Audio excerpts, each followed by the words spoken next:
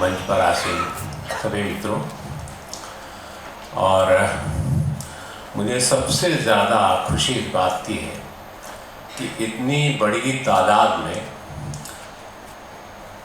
युवा लोग आए और ये किसी भी साहित्य अकादमी का कोई कार्यक्रम मैंने नहीं देखा जिसमें इतनी बड़ी तादाद में युवा लोग आए। तो मैं सबसे ज़्यादा स्वागत उनका करना चाहता हूँ। और अगर इतनी बढ़िया बातें हुई, इतनी साफ बातें हुई है, इतने प्रभावशाली ढंग से बातें हुई हैं कि अगर उसका 10% 20% भी आपके दिमाग में अगर पहुँचे और आप ही हमारे इन बातों को आगे ले जाने वाले हैं, आप ही हमारा, हम कहते हैं जैसा कहा जाता है हमेशा कि भविष्य है। तो इस देश में अगर नफ़रत को कोई पराजित कर सकता है तो वो हम लोग अपनी बात कह सकते हैं। हम लोगों के पास शायद इतनी क्षमता और वो सब चीज़ें इतनी बची नहीं है। इस ध्वजा को अगर आप आगे ले जाएंगे तो ये देश जो है इस सबसे मुश्किल दौर से निकल जाएगा। सबसे मुश्किल दौर है। हम लोगों ने इमरजेंसी भी देखी है।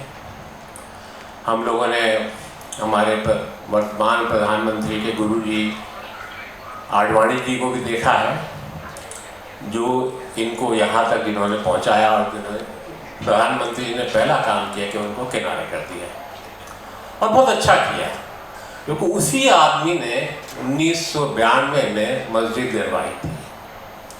वो घृणा का पहला बड़ा वाहक था।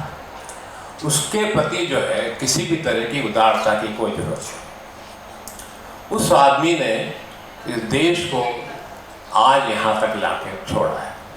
और इसके बाद इससे भी अगर हिंदुस्तान की जनता जागी नहीं तो इसके बाद इससे भी घृणित लोग आने वाले हैं। कल आप कहेंगे, आज आप कहते हैं कि जो 1992 जिस नेता ने मस्जिद गिरवाई थी वो आज हमको बड़ा उदार सा लगता है, थोड़ा बड़े दिल का लगता है, और आज ये छोटे दिल के लोग। कल आप एक ऐसा शख्स भी आ सकता है, ऐसे शख्स भी आ सकते हैं जिसके आगे लगेगा कि यार ये तो फिर बेहतर था।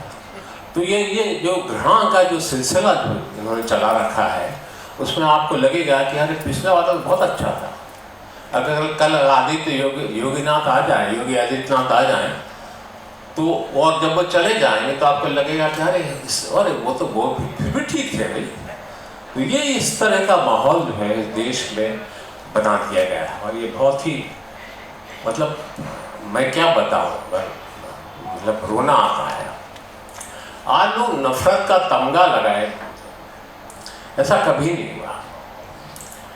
मतलब जो आदमी जो है खुले आम कत्ल की बात करता है, नरसंहार की बात करता है, उसमें कुछ नहीं होता।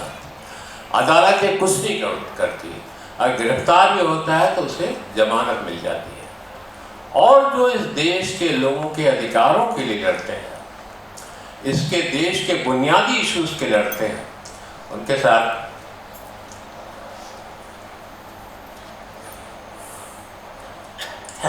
छोड़िए। और धर्म की हालत हो गई है।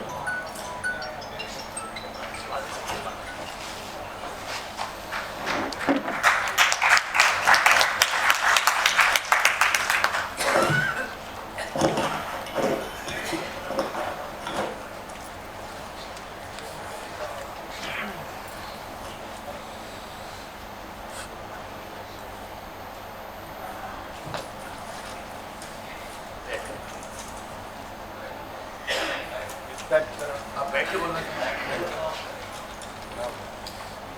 इमोशनल हो गया, इमोशनल हो गया।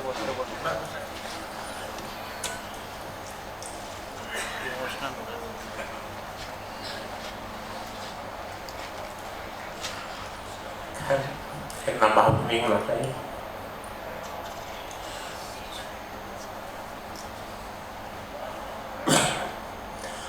तो आज जो है हम देख रहे हैं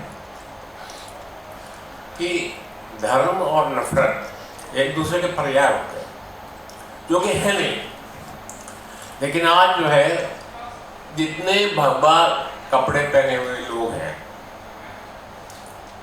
वो किस तरह नफरत फैला रहे हैं कि हम उस पर जो बेहतर लोग हैं, जो इंसानियत की बात आज भी कर रहे हैं, उनको पहचान नहीं पा रहे।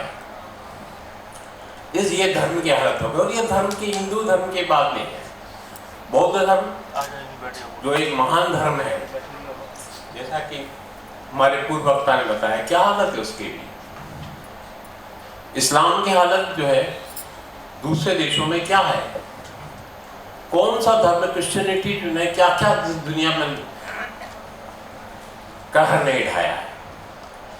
तो खैर मैं इस बात को चूंकि बहुत व्यापक संदर्भ में ऑलरेडी जो है ले आया जा चुका है, इसलिए बहुत व्यापक संदर्भ में इसको ले जाना नहीं चाहूँगा।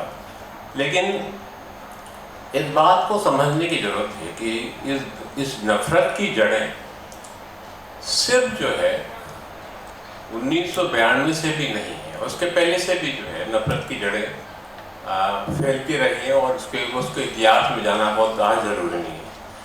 ज़रूरी ये है कि हम समझें कि आज भी हम ऐसी चीज़ों में के जरिए नफरत का एक दीवार जो है खड़ी कर रहे हैं, जो हमें आज नज़र नहीं आ रही है। वो नज़र इसलिए नहीं आ रही है, आज हमारे जातियां जो है नफरत का एक बहुत बड़ा आधार। हमें उम्मीद थी कि हमारी राजनीति जो है वो ये जो जाति का जो वर्चस्व है इसको खत्म करेगा, लेकिन उसने जाति का जो सबसे बुरा इस्तेमाल किया। और ये जो लोग तथाकथित हिंदुत्व वाले आए हैं, ये देखिए कि इन्होंने और भी नीचे स्तर तक जाकर, ये जातिवाद के खिलाफ बात करते हैं, लेकिन और भी नीचे उन्होंने देखा कि इन जातियों के भीतर जो है कौन सी उपजातियां हैं जो एक प्रमुख जाति से, उस जाति का जो प्रमुख, जैसे यादव है, यादव अगर संगठित है तो उनके जो और जो पिछड़े वर्ग के लोग हैं वो कैसे इनसे घृणा कर सकते हैं, वो इनके खिलाफ कैसे जा सकते हैं। तो इन्होंने उस जातिवादी विभाजन को भी बहुत गहरा किया, बहुत गहरा किया। इसकी तरफ हमारी नजर नहीं जाती। और दूसरा जो हमारे आर्थिक उदारवाद की जो बात होती है और इसकी तरफ हमारी नजर नहीं जाती, उसने भी बिना उसका इंटेंशन साफ हुए उसने भी ये काम किया है। उसने हमारे समाज में एक ज़रूर है, इसके लाभान्वित हम लोग भी सब हैं कि उन्होंने हमारी तनख्वाहें बढ़ाई, हमारी सुविधाएं बहुत बढ़वाई। हमारे लिए जिनके पास जो कार का स्वप्न नहीं देखा, उनके पास कारें आ गई और बहुत बड़ा मध्य वर्ग उसका फायदा उठाया। लेकिन उसने जो है इतनी ज़्यादा आर्थिक असमानता बढ़ाई है, इतनी आर्थिक असमानता बढ़ाई है कि आज जो है एक जो बाबू जो है, जो अफसर जो है, जो अंदर बैठा हुआ है और उसके बाहर जो चपरासी बैठा हुआ है, उसके बीच संवाद की कोई जगह नहीं। और हमारे स्कूल क्या हो गए, मैं जब स्कूल में पढ़ता था, ये हमारी उम्र के तमाम लोग पढ़े हैं, तो मैं जिस कस्बे में पढ़ा था मध्य प्रदेश का शाहजहाँपुर, उसकी आबादी तब 10,000 थी और हम लोग कोई विकल्प ही नहीं था वहाँ कि आप सरकारी स्कूल में पढ़ें। सरकारी स्कूल के अलावा कोई विकल्प था भी नहीं था और लोगों की हैसियत भी नहीं थी। तो इसका हमें जो फ़ायदा मिला वो ये फ़ायदा मिला कि हमें तमाम जातियों धर्मों के लोगों से मिलने जुलने का, देखने समझने का मौका मिला। उस समय नहीं लगता था कि हम इस तरह देख रहे हैं इसको, लेकिन आज हम समझ पा रहे हैं कि अगर हमारे भीतर वो नफरत पैदा नहीं हुई है, उसमें सबसे बड़ा योगदान जो है हमारी प्राथमिक शिक्षा का। उसने हमें सिखाया कि जो है ये जो मुसलमान है ये नफरत करने के लिए नहीं है, ये भी इतना अच्छा इंसान है। और मैंने मतलब जीवन में इतने अच्छे साथी मिले हैं, मैं शुक्रवार तक में इतने अच्छे मुझे साथी मिले हैं कि मैं क्या बताऊँ। तो ये इंसान जो है धर्म से, किसी का धर्म क्या है उससे उसके घटियापन का पता नहीं चलता। उससे उसकी वो आदमी जो है वो नफरत के लायक नहीं हो जाता। मैंने जो है, और आज देखिए, और इन्होंने हालत ये कर दी है कि आज आदमी का घटिया होना सबसे, देखिए घटियापन को इन्होंने बहुत बड़ा मूल्य बना दिया। अगर आप घटिया हैं तो इनके सबसे ज़्यादा काम के, एक व्यक्ति के रूप में सबसे खराब है, सबसे निम्नतम है, सबसे बड़ा उसकी स्थापना इन्होंने की। इसकी स्थापना इससे पहले इतने बड़े पैमाने पर हमारे समाज में कभी नहीं की। इन्होंने उसकी स्थापना की कि तुम जितने घटिया बनोगे उतने ही हमारे काम के, जितने तुम उछले बनोगे उतने हमारे काम के। ये कुछ बातें हैं जो बहुत ज़्यादा विस्तार में मैं जानना नहीं चाहता, बहुत सब बातें कही जा चुकी हैं।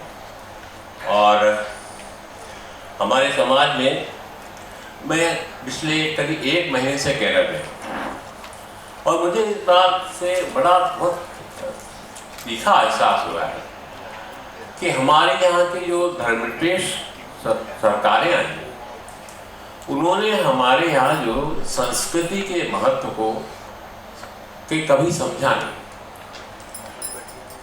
कुछ 1-2 अफवाह हैं, जवाहरलाल नेहरू ने इस बात को समझा था, कुछ हद तक इंदिरा गांधी ने समझा था, और मध्य प्रदेश के मुख्यमंत्री के रूप में अर्जुन सिंह ने समझा था इस बात से। लेकिन मैं केरल में जाकर देखता हूँ, मैं पिछले महीने करीब 1.25 महीने से वहाँ हूँ अपने पारिवारिक कारणों से, एक के बाद एक जो है सांस्कृतिक महत्व की चीज़ें हो रही है। अभी वहाँ इस समय जो है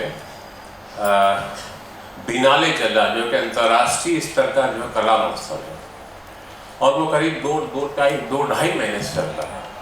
और उसमें इतनी बड़ी तादाद में लोग आते हैं, इतनी बड़ी तादाद में लोग आते हैं देखने के लिए, और उस कला के पीछे एक उद्देश्य भी है, एक सामाजिक राजनीतिक उद्देश्य भी सामने दिखाई देता है। और कला की इतने सारे रूप आपको दिखाई देते हैं, और उससे सामान्य आदमी। इसी तरह इसके पहले जो हुआ था, जो स्कूल स्तर के जो बच्चे हैं, उनकी जो है उनके जो भी सांस्कृतिक प्रतिभा है इसमें है, उस प्रतिभा को हर जिले से, मतलब पंचायत स्तर के स्कूल से लेकर पहले उनकी जिला स्तर पर प्रतियोगिता करवाई गई, और फिर जो है प्रदेश स्तर पर उनका एक कार्यक्रम हुआ, और जिसको देखने के लिए, मतलब स्कूल स्तर के बच्चों के कार्यक्रम को देखने के लिए 20-20 हज़ार लोग रोज आते। तो ऐसी जाने कितनी पहल वहाँ चलती रहती है, लगातार वहाँ अंतर्राष्ट्रीय फिल्म समारोह होता है। अभी वहाँ शायद आज भी हो रहा होगा, अंतर्राष्ट्रीय नाट्य समारोह हो रहा है। और ये ऐसा नहीं है कि ये सब उच्च भ्रू लोगों के लिए, इसमें साधारण लोगों की भागीदारी होती है, उन्होंने इसके लिए माहौल बनाया है। तो ये जो संस्कृति का महत्व जो है इन राज्यों ने समझा, और इसमें वामपंथियों के शामिल नहीं, कांग्रेस के लोग भी शामिल हैं। तो इन लोगों ने इसकी संस्कृति के जो महत्व को समझा और लोगों तक पहुंचाने का आज काम किया। इसकी वजह से अभी भी, हालांकि नफरत वहाँ भी जगह धीरे धीरे बना रही है, लेकिन अभी भी जो है लोगों के बीच में अगर एक संबंध बना हुआ है, एक रिश्ता बना हुआ है, और अभी भी एक मुसलमान एक हिंदू साथ बैठ के खा सकते हैं, बात कर सकते हैं, और उनके बीच नफरत का ऐसा कोई बड़ा सिलसिला नहीं है। तो इसके पीछे जो है वहाँ की परंपराएं, वहाँ के सामाजिक सुधार के कार्यक्रम तो है ही, वहाँ इस चीज़ का भी बहुत बड़ा योगदान है कि जो है उन्होंने कला का जो है, कलाओं का, संस्कृति का इतना बहुत बड़ा डिफ्यूजन किया। हर जिले में, मतलब हर बार कोई न कोई कार्यक्रम हर अलग अलग जिले में होता है। तो ऐसा कोई जिला नहीं है, ऐसा कोई व्यक्ति नहीं है जो किसी न किसी स्तर पर संस्कृति से जुड़ा हुआ न हो, किसी न किसी स्तर पर उसकी भागीदारी न हो।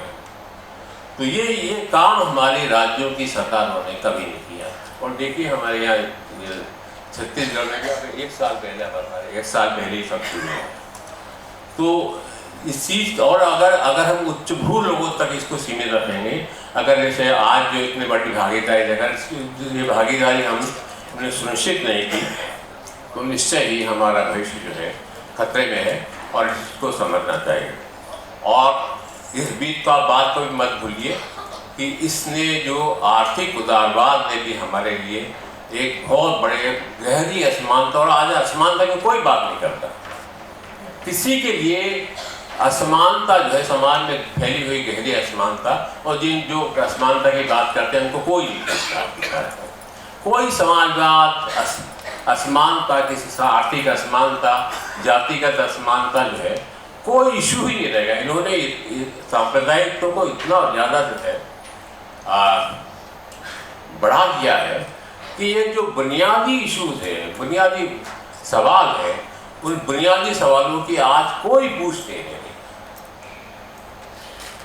जो समाज जो है अगर अपने बुनियादी सवालों की चिंता नहीं करेगा और नहीं करना चाहता है, वो कहाँ पहुँचेगा।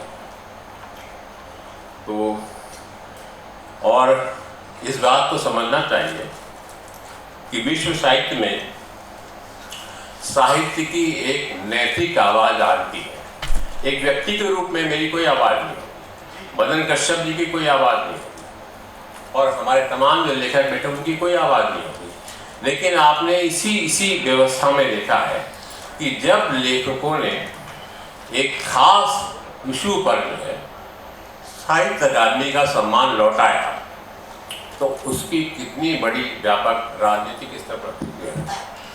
और प्रधानमंत्री को वो दर्द जो है 2-2.5 साल बाद तक ही याद आता था। तो ये साहित्य की जो हम लिखते हैं, भले ही हमें लगता हो कि क्या कौन सुनता है, मतलब मुझे जो है फेसबुक पढ़ने वाले 400 लोग हैं, 500 लोग हैं, हास्य है, लेकिन इसकी एक नैतिक हैसियत है। इस चीज़ को हमें इस समाज में, इस समय में भी नहीं भूलना चाहिए।